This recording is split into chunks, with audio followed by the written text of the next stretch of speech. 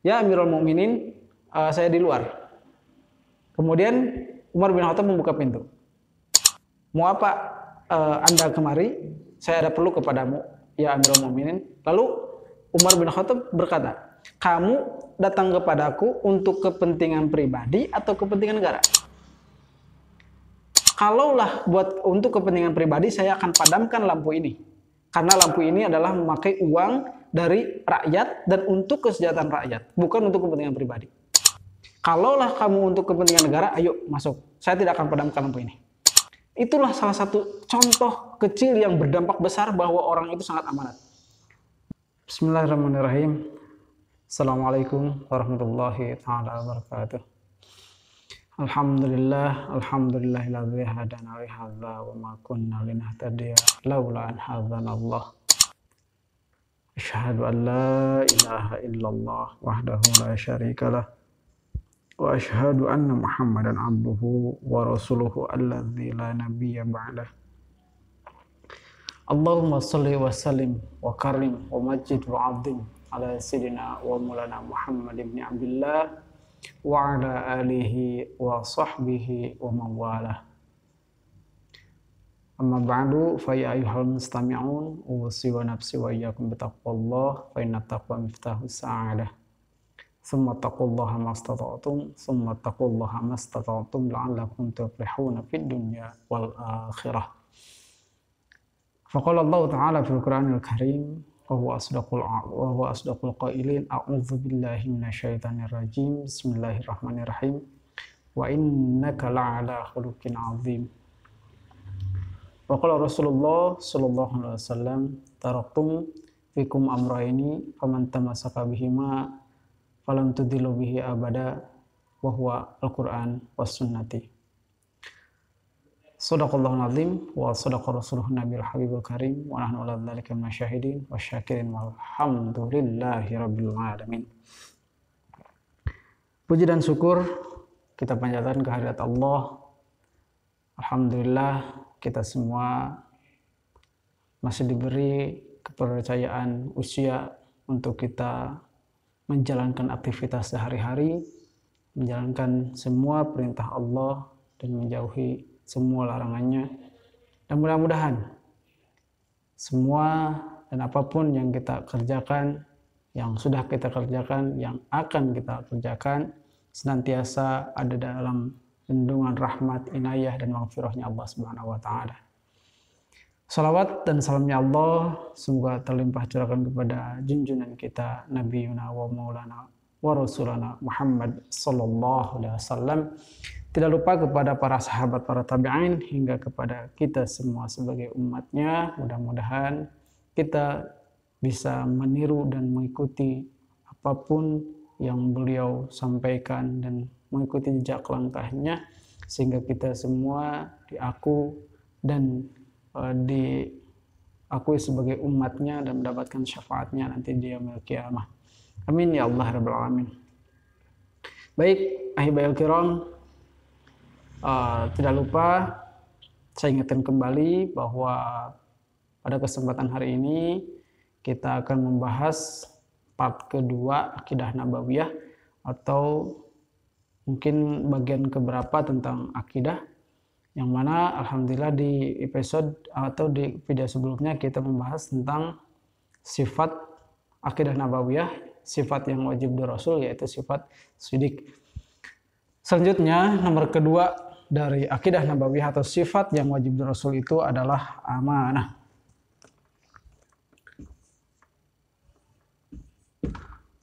Artinya terpercaya.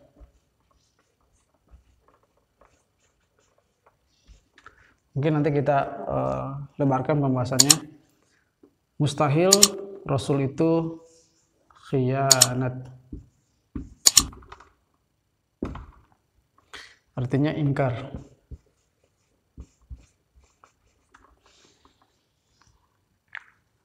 Baik, pengertian amanah itu kalau diistilahkan menurut logawi atau menurut logika begini ya. Allah menampaikan atau memberikan wahyu kepada Rasulullah, kepada Nabi dan kepada Rasulnya itu ibaratkan satu gelas air.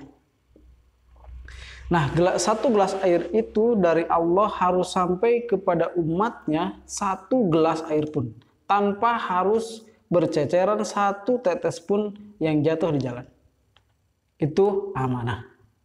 Sehingga ya kalaupun hal itu tidak terjadi di Rasul atau Rasul khianat, katakanlah Rasul tidak menyampaikan apa yang Allah sampaikan, berarti Rasul akan menyampaikan yang menguntungkan dirinya dan tidak akan menyampaikan yang merugikan bagi dirinya. Nah, sehingga apapun bentuknya yang namanya amanat Rasul harus sampaikan. Sehingga Rasul bersabda, "Qulil haqqu walau kana murran." Itu sabda Rasul, sampaikan yang hak walaupun pahit. Yang hak tetap hak, yang batil sampaikan batil. Yang hak sampaikan hak, yang batil sampaikan bahwa itu batil. Salah satunya apa? Salah satunya ketika Rasulullah SAW bersabda, kalaulah Fatimah binti Muhammad mencuri, maka aku yang akan langsung memenggal tangannya. Nah, dalam hal ini berarti yang namanya amanah Rasul, ketika di amanah kenabian dan amanah kerasulan yang Allah berikan kepadanya, itu tidak akan memilih apakah dia kerabat ataukah dia sahabat ataukah dia musuh. Yang namanya hukum, baik kerabat, baik sahabat, baik keluarga ataupun lawan sekalipun, hukum adalah hukum. Apa yang disampaikan Rasul itu tetap mengikuti koridor apa yang Allah perintahkan. Salah satunya ketika Rasulullah diajak ibadah oleh kaum kafir Quraisy pada waktu itu untuk saling menjaga ya, saling menghormati, tapi dengan cara yang beda. Yaitu kata kafir Quraisy, Muhammad, aku akan mengikuti untuk hari, jadi dia mengajak satu hari beribadah kepada Lata, Uzza dan Manat, dan hari berikutnya dia akan menyembah Allah. Jadi Muhammad, sehari kamu mengikuti kami untuk menyembah Lata, Uzza dan Manat. Nah, besoknya aku akan mengikuti dirimu untuk menyembah Allah. Sehingga Allah menurunkan surah Qul ya ayyuhal kafirun. Di ujung ayat menyatakan lakum dinukum waliyadin. Bagimu agamaku, agamamu, bagiku agamaku. Nah, ini yang disebutkan dengan yang diartikan dengan toleransi menurut Al-Quran. Jadi, maaf mungkin saya singgung sedikit ya tentang toleransi, apalagi sekarang mendekati tahun baru dan mendekati akhir tahun dan mendekati tahun baru. Islam sudah memberikan pembelajaran dan memberikan pengetahuan bahkan pemahaman tentang apa itu toleransi. Cuman pada waktu itu bahasa gayanya belum ada mungkin kalimat-kalimat toleransi seperti itu. Tapi pada prakteknya toleransi yang diterapkan oleh Rasulullah Shallallahu Alaihi Wasallam itu jauh lebih efektif daripada yang dibandingkan sekarang. Karena Rasul toleransinya untuk warga Mekah itu tidak ada pemaksaan untuk masuk agama. Karena Rasul pun bersabda, Allah berfirman, la ikraha fiddin. Tidak ada paksaan terhadap agama. Jadi kalaulah Rasulullah atau Allah memaksakan setiap yang di luar Islam itu harus masuk Islam dan yang tidak masuk Islam harus dibunuh, berarti Islam tidak mengajarkan toleransi. Faktanya ketika Ali bin Abi Thalib mau melaksanakan berjamaah sholat dan di depannya ada seorang majusi, beliau tidak berani melangkahi dan orang majusi itu adalah seorang kakek. Tapi dia tidak berani mendahului si kakek tersebut walaupun dia seorang majusi. Itu Islam menggambarkan toleransi seperti itu. Nah, bagaimana dengan yang berpendapat bahwa toleransi itu dengan kita melaksanakan sholawatan di dalam gereja atau atau tempat ibadah lain gitu kan? Nah, menurut saya itu toleransinya yang kebablasan. Karena yang dinamakan toleransi itu dia meyakini bahwa Yesus Tuhan dan Bunda Maria Tuhan, juga akhirnya mengatakan Siddhartha Gautama sebagai Tuhan dan dewa sebagai Tuhan. Biarkan itu hak dia dan keyakinan dia tanpa kita harus mengganggu keyakinannya. Nah, kalaupun orang lain atau di luar agama Islam mengatakan bahwa kita adalah domba yang tersesat atau orang yang belum mencapai ke dalam derajat kesucian, biarkan itu hak mereka. Dan bagi kami pun untuk meyakini bahwa Allah Tuhan kami dan Nabi Isa itu adalah utusan Allah bukan Tuhan, itu hak kami. Jangan ganggu kami dan jangan paksa kami untuk meyakini bahwa bahwa Yesus itu adalah Tuhan. Kami akan menghargai dan kami tidak akan mengganggu. Dan kalaupun kami mengatakan di luar Muslim adalah kafir, itu hak kami, hak sebagai kami sebagai seorang Muslim. Itulah yang dinamakan plural. Artinya plural itu berbeda tapi saling menghargai. Biarkan mereka punya keyakinan bahwa di luar Kristen itu sesat, dan biarkan mereka punya keyakinan bahwa Kristen itu agama yang paling benar, Buddha itu agama yang paling benar, Hindu itu agama yang paling benar. Sementara di luar mereka, di luar Kristen salah, di luar Hindu salah, di luar Buddha salah. Nah, kami pun punya keyakinan bahwa Islamlah agama yang paling benar, di luar Islam agama salah. Itu prinsip kami. Nah, itu menurut saya toleransi. Tapi hal toleransi itu jangan sampai menjadi pluralisme. Artinya pluralisme itu memaksakan isme satu agama ke agama yang lain.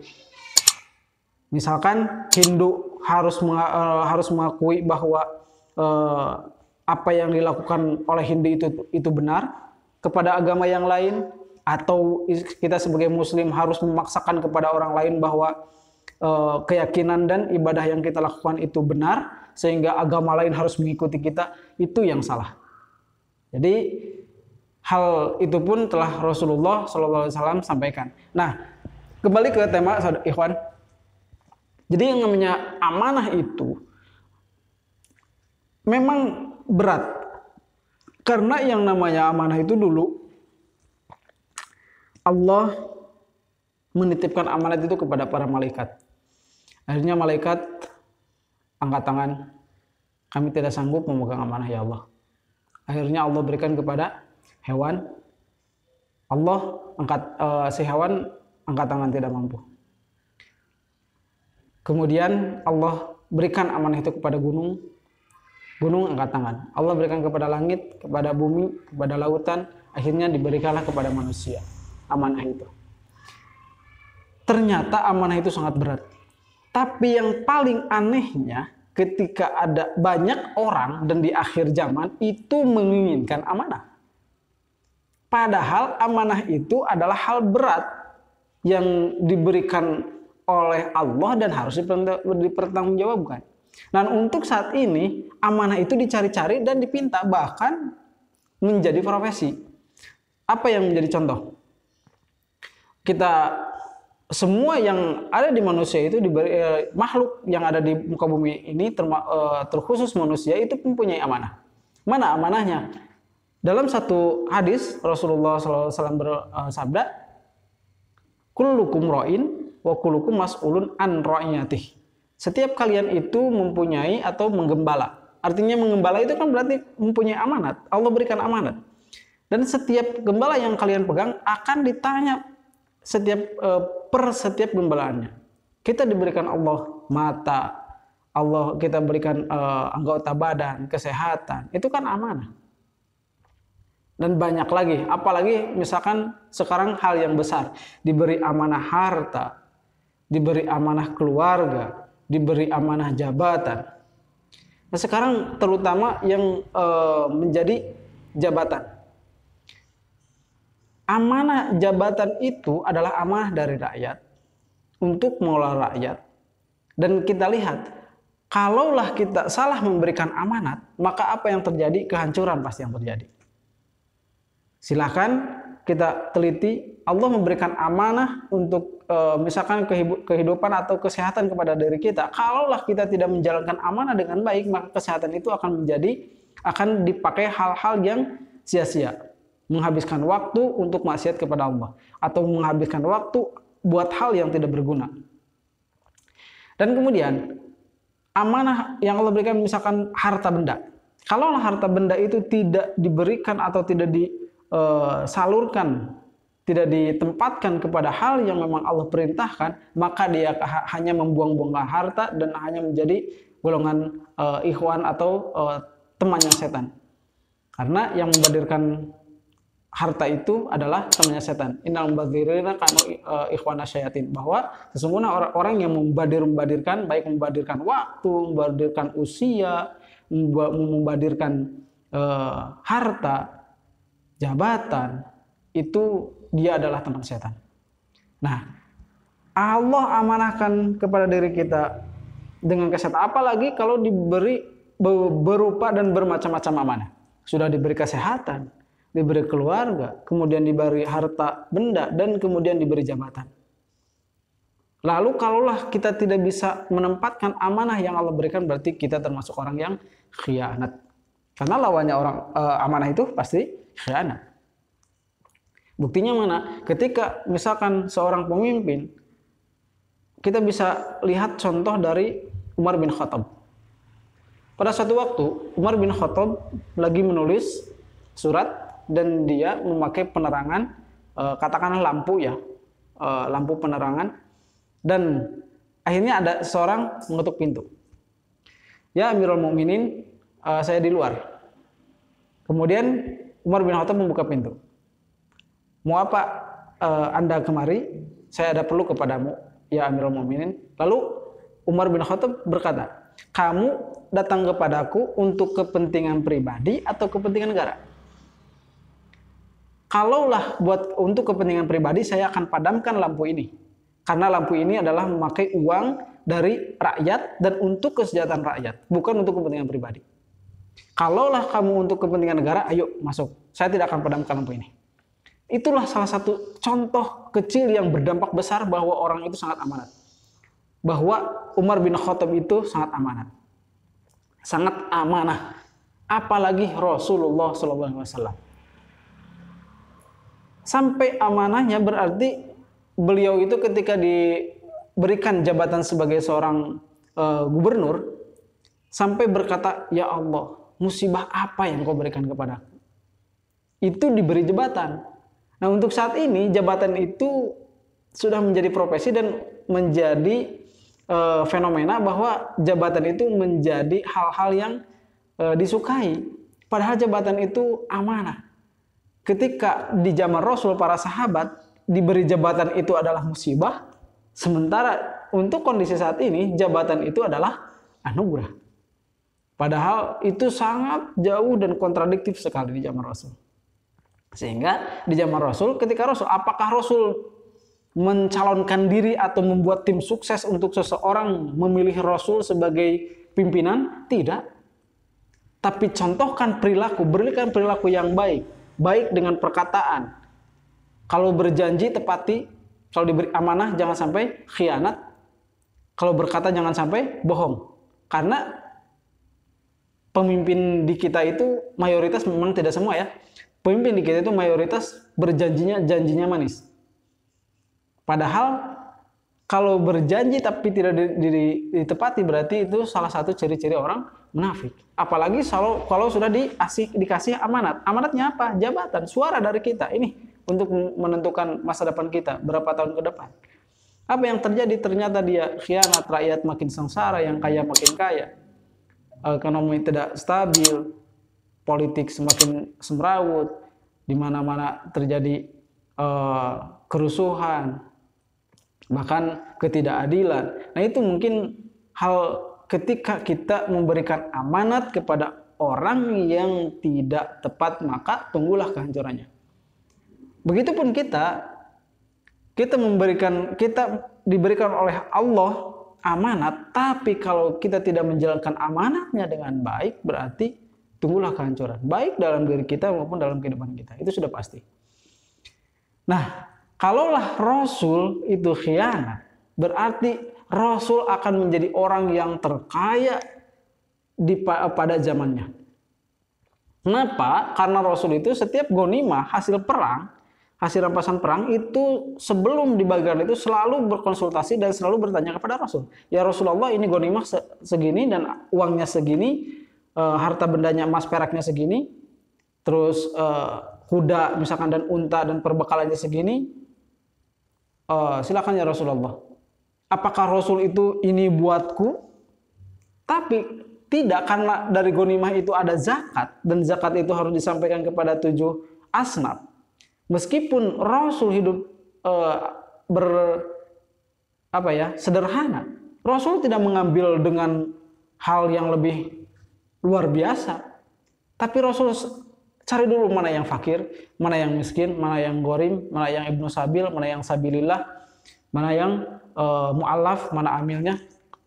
Rasul sampaikan dulu. Itu yang paling penting, prioritaskan. Rasul tidak mengutamakan diri sendiri. Itu amanahnya. Amanah yang para sahabat percayakan kepada Rasul, Rasul jalankan dengan baik. Dan amanah yang Allah berikan kepada Rasul, Rasul jalankan dengan baik. Karena dari Allah 1 gelas, maka sampai kepada sahabat pun 1 gelas. Banyak apa yang terjadi di dunia, di negara kita, di kehidupan kita. Dari atas 1 miliar ke bawah bisa jadi 500 juta. Berarti itu tidak amanah. Karena amanah itu dari atas 1 miliar ke bawah harus 1 miliar. Dari atas 1 juta ke bawah harus 1 juta. Kenapa demikian? Karena dia sudah digaji. Digaji oleh kita untuk bekerja dan untuk melayani kita. Apa yang terjadi? Kita berikan kepercayaan, amanah.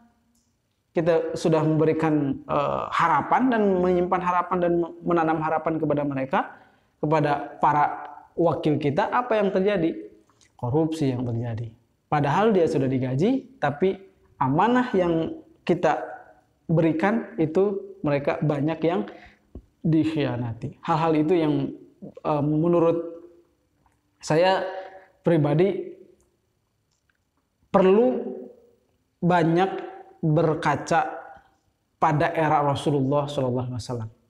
Karena di zaman Rasul tidak ada 1 orang sahabat pun mencalonkan diri dan mengiklankan dirinya baik.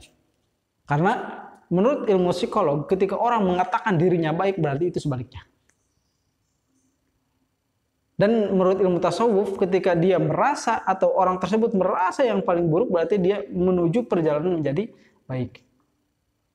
Biasanya orang yang merasa dirinya baik itu, saya mah begini-begini, saya mah begini-begini. Jadi dia akan mengiklankan dirinya sebagai orang yang baik. Maka pada hakikatnya orang yang berkata bahwa dirinya baik itu sebaliknya. Karena Rasulullah pun tidak ada seorang orang soleh pun dicontohkan dari Rasulullah sampai kepada para sahabatnya, para rasul dari mulai zaman Nabi Adam alaihissalam sampai ke zaman Nabi Muhammad SAW, dan pada saat ini kepada para sahabatnya, para tabi'in, para mujahidin, para ulama, para asatid, para kiai, itu tidak ada orang yang mengatakan bahwa dirinya orang yang baik atau dirinya yang paling baik, tidak ada. Tapi biasanya orang yang jelek mengatakan dirinya baik. Nah itu hal itu tidak ada sampai pada di zaman Rasul, tidak ada orang yang mengiklankan dirinya baik. Pilihlah saya untuk menjadi seorang gubernur, tidak. Tapi untuk saat ini, pilihlah saya sebagai orang gubernur, menjadi seorang gubernur, menjadi wakil Anda yang akan berani mengayomi dan melayani. Wah, itu menurut saya hal-hal yang memang bukan jelek ya, karena yang baik itu pemimpin yang dipilih oleh wakil kita. Karena kan kalau merujuk ke pembahasan negara ya, karena di dasar negara itu Pancasila itu sudah memenuhi persyaratan dan memang sangat-sangat Islamik menurut saya. Contohnya kerakyatan yang dipimpin oleh hikmat kebijaksanaan dalam permusyawaratan perwakilan. Jadi ketika untuk menentukan pemimpin itu harus atas dasar musyawarah, bukan atas dasar dipilih, tapi atas dasar musyawarah. Al-Quran mengajarkan wasyawirkum bil amri fa idza azamta fatawakkal 'ala Allah. Ketika kalian mau menentukan satu perkara maka bermusyawarahlah, bukan rapat. Karena rapat itu akan menentukan suara terbanyak, sementara musyawarah menentukan suara terbaik. Nah, Rasul, karena Rasul amanah itu dengan sendirinya, karena Rasul jujur dalam perkataan, jujur dalam perbuatan, jujur dalam perilaku, ditambah lagi Rasul amanah, artinya terpercaya ketika menjalankan amanat, terpercaya ketika memegang tabuk kepemimpinan, terpercaya dalam menjalankan aturan, maka dengan sendirinya orang itu menjadi berbondong-bondong ikut mempercayai Rasulullah SAW. Bukan hanya Muslim, bahkan kafir sekalipun memberikan gelar kepada Rasul, kepada Nabi Muhammad Al-Amin, orang yang terpercaya. Artinya Al-Amanah, orang yang terpercaya. Itu bukan dari seorang Muslim, tapi dari orang kafir, di mana pada waktu itu untuk peletakan Hajar Aswad, karena 4 golongan berebut untuk menentukan dan menyimpan Hajar Aswad tersebut, Rasulullah menyimpan amamah atau sorbannya, lalu diletakkan Hajar Aswad itu di tengah-tengah. Yuk kita bareng-bareng, yang sebelah sana kaum Bani Aus, ini Bani Khazraj gitu kan. Maka dan karena di Madinah itu terdiri dari beberapa suku, dibawalah dengan 4 perwakilan dari 4 kepala suku itu, dan disimpanlah Hajar Aswad di pojok Ka'bah. Bukan Mekah, Madinah ya, Mekah pada waktu itu. Itulah, Rasul tidak mengedepankan bahwa saya bisa, tapi Rasul lebih mengedepankan bahwa Rasul itu sangat terpercaya. Bukan hanya gelar itu bukan diberikan oleh para sahabat, tapi oleh para tokoh-tokoh kafir Quraisy pada waktu itu. Rasul itu mempunyai gelar Al-Amin, artinya Al-Amanah. Rasul itu mempunyai gelar terpercaya. Dan hal itu dicontohkan oleh Rasul, dan Rasul tidak mungkin khianat. Itu mungkin ikhwan yang bisa saya sampaikan. Sekali lagi, mungkin dari hal ini, dari sifat ini, bukan berarti ini sifat hanya mutlak di Rasul. Kita pun harus menjadi orang yang amanah. Kita pun harus menjadi orang yang sidik, berusaha kita menjadi orang yang jujur, jujur dalam perkataan, jujur dalam perbuatan, apa yang ada dalam hati ucapkan, karena hati itu miniatur atau miniatur Baitullah. Allah memberikan nurnya melalui kalbu kita. Kalaulah itu akan menjadi penentu dan akan menjadi wadah nur Allah atau cahaya Allah, apa yang ada dalam kalbu kita, apa yang ada perilaku kita, itu sampaikan sesuai dengan apa yang Allah perintahkan. Itu orang yang jujur. Lalu amanah, apa yang Allah amanahkan kepada kita, baik bentuknya keluarga, usia, kesehatan, harta benda, jabatan, manfaatkan hal itu untuk menjadi lebih taqarrub dan menjadi lebih mendekatkan diri kepada Allah. Jangan dengan harta kita menjadi sombong, dengan tahta kita menjadi jumawa, dengan kesehatan kita menjadi lalai, dengan usia yang panjang kita menjadi lupa. Nah, hal itu perlu kita waspadai, karena yang namanya amanah, yang namanya titipan bisa sewaktu-waktu diambil oleh orang yang mempunyai haknya, yaitu Allah Subhanahu wa taala. Tidak menutup kemungkinan sekarang kita sehat, besok kita sakit. Tidak menutup kemungkinan sekarang kita kaya, besok dengan drastis kita bisa jatuh miskin. Dan tidak menutup kemungkinan kita sekarang hidup berbahagia, besok kita mati dalam keadaan sengsara. Na'udzubillah, summa na'udzubillah. Hal itu mungkin yang bisa sampaikan, mudah-mudahan bermanfaat, mudah-mudahan maslahat. Dan kalaulah ada perkataan yang salah dan yang kurang mengesankan atau mungkin kurang berkenan di hati ikhwan semua, itu mutlak dari kesalahan saya, mutlak dari kebodohan saya. Hadanallah wa yakum ajmain, ursi wa nafsi wa yakum taqwallah. Akhirul kalam. Wassalamualaikum warahmatullahi wabarakatuh.